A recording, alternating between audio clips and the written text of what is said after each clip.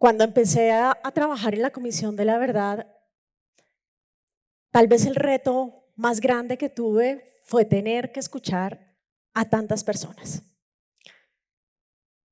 Escuchar a víctimas que habían sufrido atrocidades o bien en sus cuerpos, en sus mentes o sus familiares. Empatizar con ellos realmente es fácil, pero doloroso. Pero también tuve que entrevistar a tomadores de decisión, tuve que entrevistar a perpetradores de esta barbarie. Y eso es tal vez lo más doloroso para mí. Poder estar en ese lugar del otro sin juzgar, abierta, tratando de entender las lógicas de la atrocidad,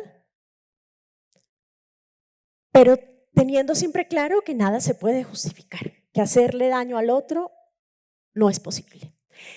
Y cuando estábamos entonces en ese ejercicio de cómo vamos a construir un informe que le llegue a un país que está polarizado, que no cree en la paz, en donde ganó el no, aunque fue por pocos votos, pero estábamos divididos. Sacamos un informe que fue en buena medida rechazado por mucha parte de la población, por otra simplemente no lo leyeron. La mayoría en realidad no lo leyó, incluso los que están de acuerdo con lo que se dijo tampoco lo leyó. Mi preocupación entonces fue cómo podemos hacer para romper esta polarización, para generar espacios de entendimiento en donde ese proceso que yo tuve en mi interior de poder escuchar a perpetradores de los diferentes grupos armados que causaron igual dolor en la población colombiana, lo pudiera hacer los demás. Y ahí entonces dije, el trabajo no necesariamente es seguir investigando los temas de violencia, sino que es más bien pensarnos en estos temas de polarización y por lo tanto comprender cómo llegamos hasta allá. Por eso, empecé a investigar, empecé a transformar lo que yo creía que era necesario transformar y empecé entonces a decir, las redes sociales indiscutiblemente nos están marcando qué es lo que queremos, qué es lo que conocemos y cómo lo conocemos.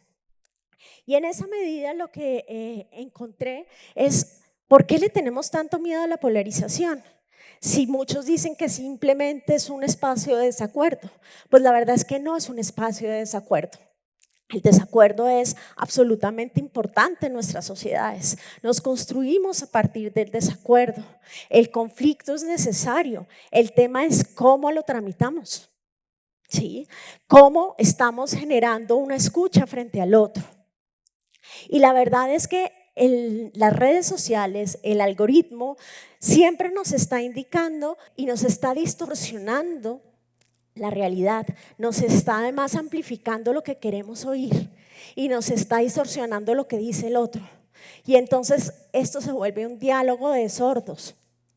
En esa medida lo que empecé a identificar es que es necesario profundizar en esa necesidad de diálogo, en esa necesidad de escucharnos profundamente, de escuchar a ese otro sin necesariamente estar juzgando.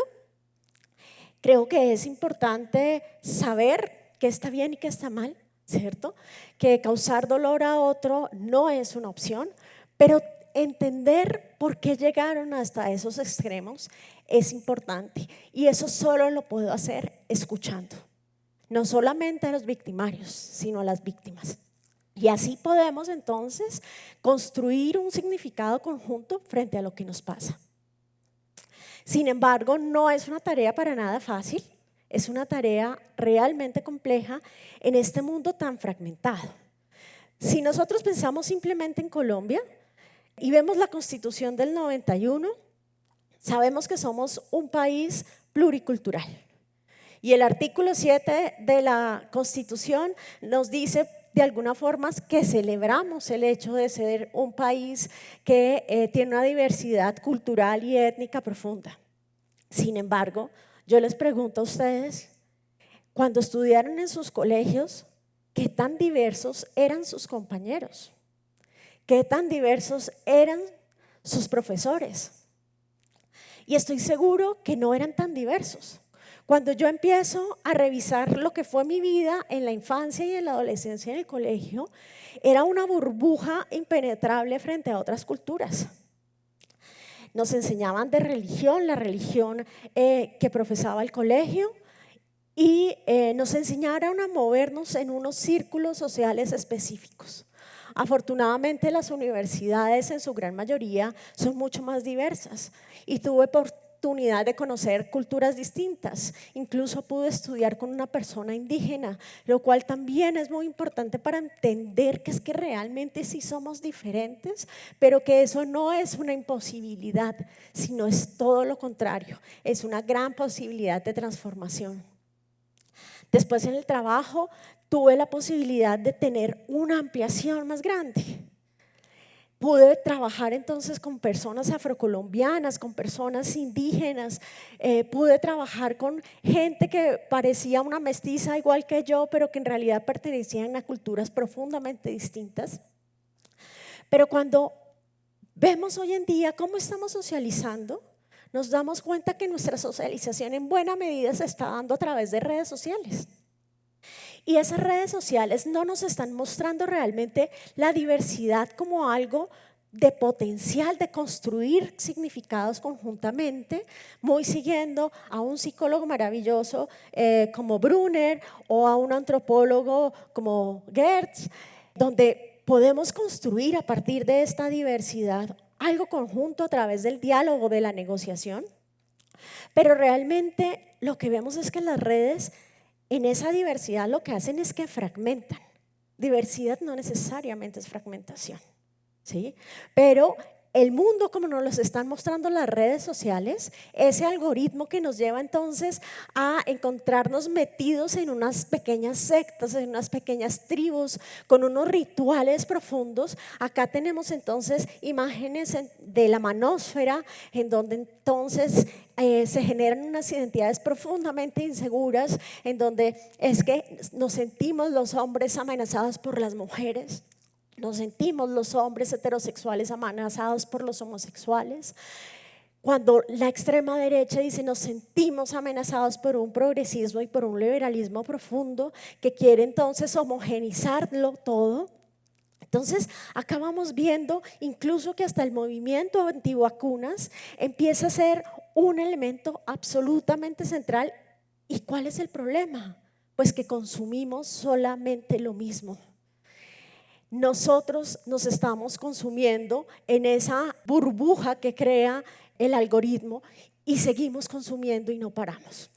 Quiero traerles algunas cosas que creo que son bien importantes frente a un ejemplo de unos grupos como el supremacistas blancos que se mueven en las redes. Y quiero que miremos aquí precisamente cómo dan un nuevo significado a las palabras. ¿Sí? Cómo la identidad entonces se va a reducir a una identidad profundamente insegura que está asociada sobre todo a lo racial, ¿sí? Que está asociada entonces a ser profundamente blanco, a ser profundamente alto, grande, y que esto es algo que se hereda. Cuando la identidad es algo que en realidad es construido socialmente, que no tiene que ver tanto con los genes, ¿cierto? Y en esa medida entonces la diversidad la han convertido en una amenaza para su ser blanco racial. Por otro lado, lo que es el patrimonio, que lo conseguimos como algo múltiple que se va construyendo, acá lo que vemos es que el patrimonio es una cosa racial y nuevamente heredada. Y en esa medida la civilización, en vez de ser un constructo social, algo que hemos ido desarrollando, la civilización está enlazada centralmente en esa idea de superioridad. Solamente somos civilizados quienes somos blancos, heterosexuales, normalmente además hombres masculinos, y ahí vamos entonces a tener un problema muy grande. Brunner nos habla de los actos de significado como algo que que es muy importante para cómo construimos nosotros nuestro conocimiento. Nuestro conocimiento no está acá en nuestra cabeza. Nuestro conocimiento, y ya la neurociencia ha avanzado muchísimo y ha logrado identificar que en realidad el cerebro también tiene modificaciones en sus estructuras en la medida en que socializamos con otros. Por eso es tan importante socializar con distintos para que no nos encajemos. Entonces, Brunner nos dice, necesitamos a ese otro. Necesitamos a ese otro diferente que además nos rete en lo que nosotros pensamos y que además debemos ver en ese otro un otro profundamente humano. Y con ese otro humano podemos llegar a negociar. En principio diríamos es una negociación entre humanos. Sin embargo, Catherine Walsh, que es una antropóloga estadounidense, pero que en últimas se ha enfocado en América Latina y sobre todo en Ecuador, nos invita a decirnos, pues pensémoslo pero de manera crítica. Y en realidad es que no somos tan iguales, porque hay unas jerarquías sociales muy fuertes que imponen entonces el poder. ¿Sí? Y el poder del significado de las cosas. Acá lo que queremos entonces es una negociación cultural entre iguales, pero teniendo en cuenta que hay jerarquías sociales y por lo tanto lo que debemos hacer no es imponernos frente al otro, tenemos que romper esa estructura jerárquica para realmente construir conjuntamente y enriquecernos como sociedad. Pero lo que tenemos hoy en día en estas redes sociales por las cuales construimos y en las cuales estamos en ese bucle de polarización, pues es que vemos al otro como una amenaza para lo que somos. Y en esa medida nos va a ser muy difícil salir de este ciclo. ¿Cuál es ese ciclo vicioso que estamos encontrando? Pues ese ciclo vicioso tiene que ver con una identidad insegura y cuando he hablado varias veces en esta presentación sobre identidad insegura, me refiero a una identidad en donde yo como parte de un grupo veo que el grupo lo es todo y pierdo mi individualidad y creo absolutamente en todo lo que dice ese grupo. Y en esa medida, el exogrupo, el otro, es lo que encarna todo lo malo, todo lo que no quiero ser.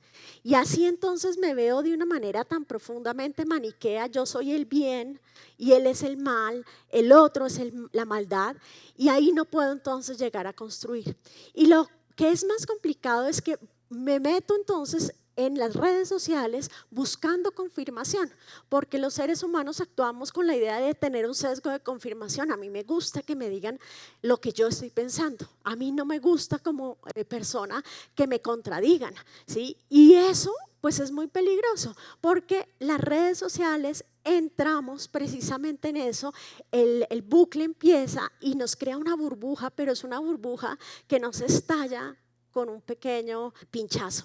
Es una burbuja que es profundamente impermeable y que no deja entonces que nos entren otras ideas. Y así entonces vamos impidiendo la posibilidad de acercarnos y nos vamos radicalizando. Y en ese proceso de radicalización creo que es en el que estamos y nos está generando una imposibilidad de construir colectivamente. Por eso quisiera yo terminar planteándoles una pregunta y es, ¿realmente queremos seguir viviendo así? ¿Realmente queremos seguir polarizados? Y yo estoy segura, porque además se lo pregunto a mis estudiantes, sobre todo estudiantes de pregrado y normalmente de los primeros semestres, y me dicen es que estamos cansados de la polarización. Pero yo me pregunto, ¿qué estamos haciendo para romper esa polarización cuando muchos de nosotros lo que hacemos es estar en esa cultura del bloqueo? Cuando bloqueamos a una persona que nos dice algo que no queremos, cuando entramos en redes sociales y escribimos de manera agresiva, cuando no somos capaces de escucharnos. Volviendo al inicio, escuchar es el ejercicio más importante. Yo no tengo recetas para cómo lograr que entremos nuevamente en una interculturalidad que nos permita comprendernos, que nos permita avanzar como sociedad. No tengo una receta, pero indiscutiblemente creo que la escucha es un buen camino y repensarnos y empezar a enloquecer al algoritmo. no darle like todo el tiempo a lo mismo. Hay que jugarle a una manera distinta. Muchas gracias.